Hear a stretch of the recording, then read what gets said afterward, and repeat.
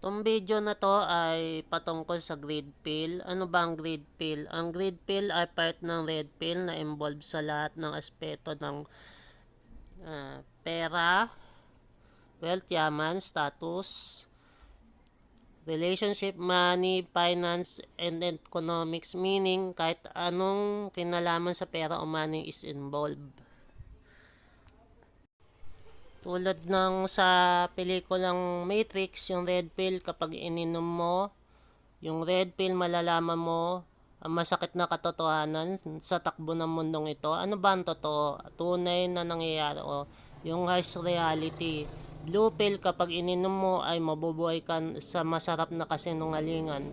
Maraming tao nagpapakabulag sa tunay na nangyayari sa mundo natin dahil sa doon sila masaya eh.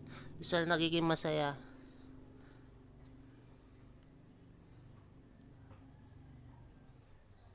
Gaya nga ng sa red pill, yung pinapipili si Neo ni Morpheus kung tatanggapin niya ba yung red pill o yung blue pill do sa pelikula.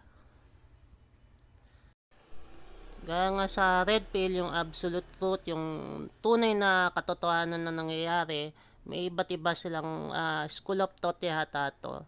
Yung sa red pill, yung absolute truth, yung katotohanan, yung blue pill, yung nabubuhay ka sa kasinungalingan, yung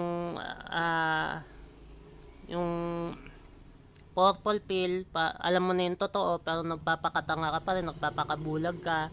At yung black pill naman is bitterness, ganun, parang doon sila nabubuhay. Tapos meron pang ano yun eh, patungkol na lang sa physical appearance yan, tangkad, gwapo, ganyan.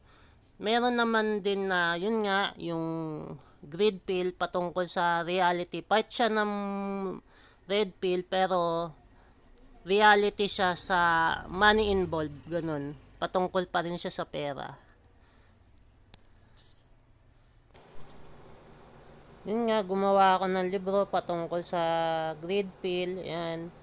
So, nakasave siya sa National Library. Talagang, ano ba yung greed pill? Anong kinalaman ng pera sa buhay ng tao? Sa paano umiikot ang pera sa buhay ng tao?